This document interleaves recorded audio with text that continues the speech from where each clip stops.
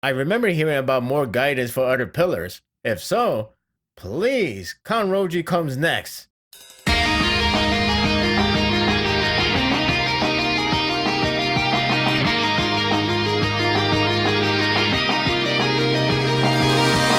You see the chapter's cover? That's the illustration of two slayers slowly walking down the lane after a hard work.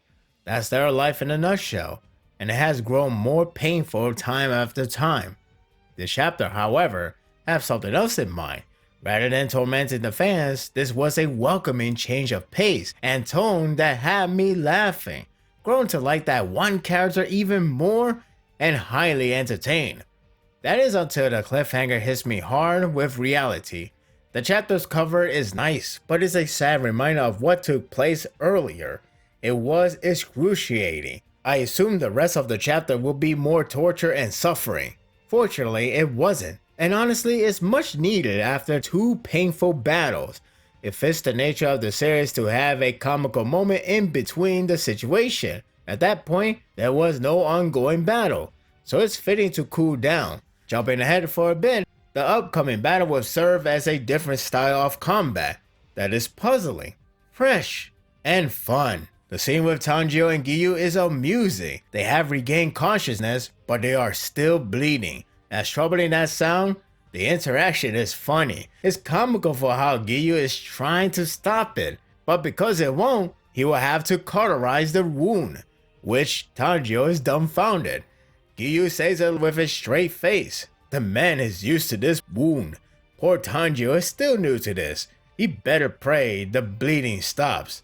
I like how he acts like a rookie, following his command like a trooper, like, "Sir, yes sir." Remember, protect at any cost. "Sir, yes sir." It got serious with the reminder of Upper Moon 1 and 2 are still around.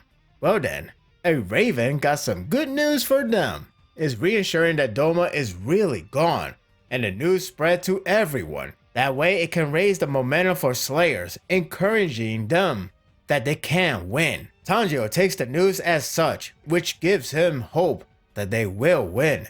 I don't know if that's setting up for a big surprise, but let's hope he's right to feel this hopeful. Another character takes the effect as well, but we'll get to her in a moment.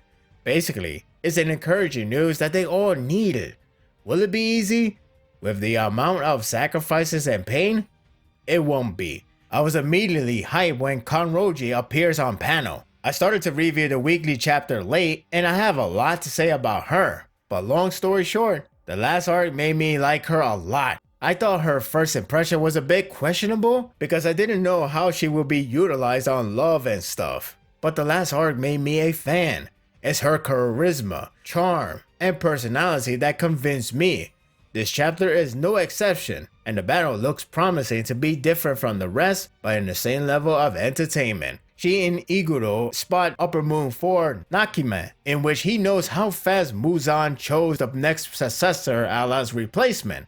As mentioned earlier, the news of Doma's death inspired pillars, so Kanroji was affected. It's good that she was inspired by Shinobu's sacrifice, but she goes headstrong really quickly, right to the point the door slammed to her face by Nakime's control. A sign of her power. I'll still credit her for trying, but it was irrational. After she recovered from Iguro and a pep talk to get her mind straight, the real fun begins. The battle is different from the usual clash that involves with physical contact. However, it turns out to be an amusing ride that certainly fits the tone with hilarity ensued. It's really cool to see how the danger comes from a labyrinth rather than a demon herself. It's a crazy puzzle game with buildings keep on shifting by her control. It's also really cool how Kanroji and Iguro have to dodge and keep up the pace. While the sequence takes up the spaces, it keeps the tension flowing. Kanroji steals the spotlight in many ways. For starters, her athleticism is really impressive, carefully stepping away from falling. It's only when she gets pushed upward that she needed to react quickly. Though it's funny how she was like, "Ah, I'm going to get crushed." Her reaction only gets funnier. Thank God for her sword. She destroys the building. Amazing how gravity actually applies here. Hence her struggle to budge. I'm used to series ignoring it.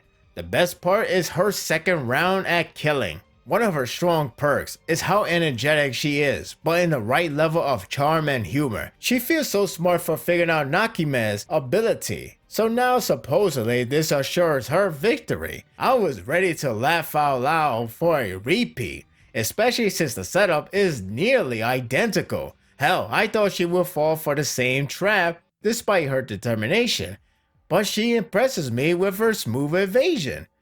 That means she got this, right? Nope.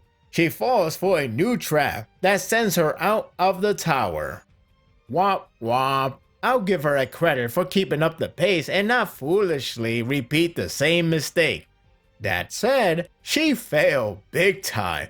That pouty face is priceless. That is a face that says, God damn it. I laughed so hard at the whole scene, let alone her reaction. Her falling is funny as well. She is too precious to die. I would seriously be upset if she dies in this arc. Igudo tries to take a swing, but no good, for Nakame is quick to move the building.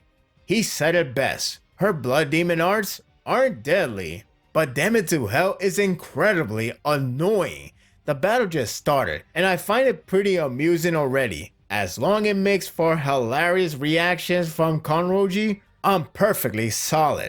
I definitely can't say the same thing for the cliffhanger, however. This chapter was more lighthearted tone with plenty of humorous moments. While the danger hasn't escalated yet, the battle has proven to be another tough challenge. Then the cliffhanger happens, and the mood drastically shifts. As fun as the whole shifting building is, it is affecting elsewhere as well. Case in point, Tokito gets shoved away from Gyome. Where does he land? In front of Upper Moon 1. I have serious bone chills from the mere sight of the two. We already lost a pillar. The possibility of another is pretty convincing. I'm not saying Tokito will die, but the chance is up there. For now, we can expect a terrible beating, and that alone is frightening to think about. This was a pretty amusing chapter. There were plenty of fun interactions and counters from start to near finish. The action was a lot of fun, and a nice change of pace. Kanroji had me rolling with her reaction. Seriously, that face was gold. All thanks to fine humorous artwork. The ending, however, changed the tone really quick. As soon as Upper Moon 1 meets Tokito, it might escalate drastically if Tokito is someone he knows, which hinted at the very end. It's exciting for sure, but horrifying nonetheless. And that will do it for the review. I hope you enjoyed this one. It's a shame that we have to wait a long time to see her in action. I know we will see her introduced very soon, but I would like to see the action, because not only that we get to see her kicking ass, but we also get to know her personality, her character, and so on. And that's when it won me over and destroyed all my doubts. That's gonna be a long wait, but it is what it is. So what do you think of this chapter? Share your thoughts in the comment section. If you like this and want more of this, subscribe to my channel, and my world will be yours to stay. Until next time, take care.